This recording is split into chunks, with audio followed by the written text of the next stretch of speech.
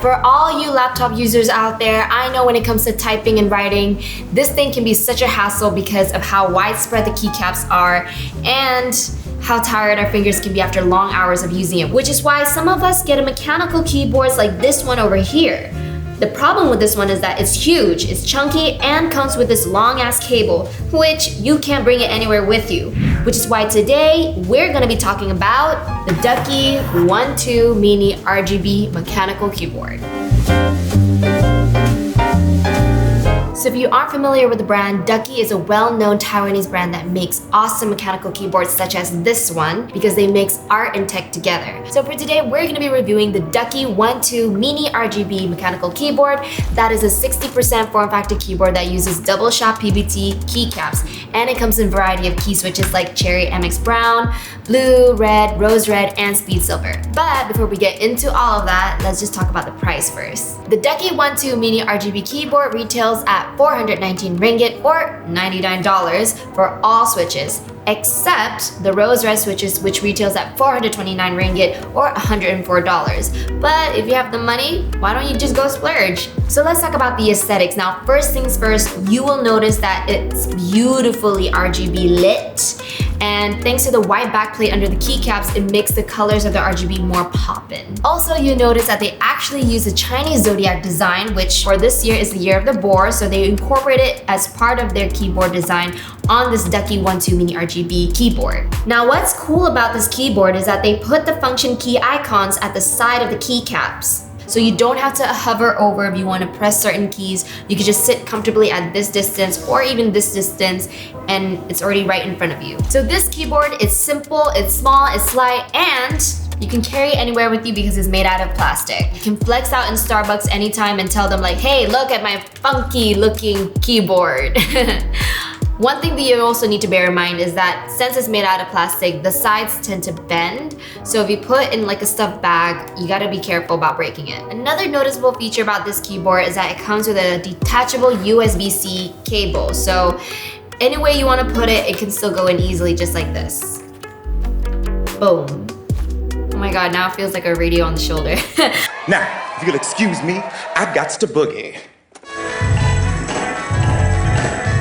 If you ever wonder like, oh, why can't it go like wirelessly or whatever? Well, because if you're using an RGB keyboard and you want it to light up, then with wire, it helps for the keyboard to like stay longer as compared to the one that's wireless, which could probably last you up to 2 hours. Maybe down the line in the future, Ducky could make a keyboard that is wireless and also RGB lit, you never know, or even at most, wireless. One thing you guys need to bear in mind is that the RGB lighting here can't be controlled by a software because it doesn't have one. So you gotta do this one manually. So whatever the styles that you're looking for or whatever the color combos that you're looking for, you gotta do it manually. All right, let's talk about the user experience of the Ducky 1-2 Mini RGB. Now, me using it right now, because I'm already sort of like used to it, it's pretty easy to pick up on, but if you're a first timer, then definitely the 60 form factor keyboard might be a little bit of a hurdle for you, but after all of that and at peak performance, you can actually transition quite nicely and you can actually type faster and more comfortably. Another thing to notice is that this keyboard also lets you record macro keys, which unfortunately, just like the RGB lighting, you can't control it with the software. You have to do it manually on the keyboard itself. For FPS gamers out there who uses low mouse sensitivity, this keyboard is just right for you because you have a lot of mouse space area for you to move your mouse around. You have like over here, you have it over there, you have everywhere to move it around. Right now, the downside of using the 60% form factor keyboard is the fact that it could be an inconvenience and a hassle, especially when you're trying to use a non-alphanumeric keys such as the arrow key. There are 3 different levels of adjustments on the keyboard stand itself, as you can see, which you could adjust it according to your own ergonomic needs. The USB-C cable is also plus and has a polling rate of 1000 Hz, which is really good for competitive gamers. Features also include the N key rollover, or also known as an NKRO, meaning you could press as many buttons as you like at the same time without it ghosting. And for gamers out there, this is pretty neat and useful. So what's the verdict of this? So as you can see, my hands are pretty small, so using this keyboard on its own, I actually really like it because it fits the size of my hands. However, in the beginning, it is a little bit awkward because I'm not used to a 60% form factor keyboard, but over time, you will get used to it.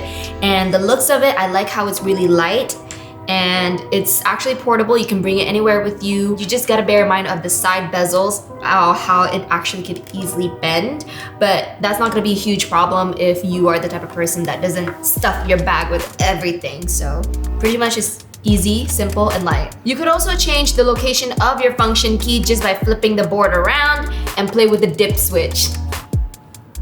If you guys have a lot of free time also and you don't know what to do with your hands and need some fiddling, this keyboard comes with 2 mini games built inside the keyboard itself. You have the Minesweeper and the Ducky Gamble. And no, you don't get to gamble ducks, you just get to gamble keys.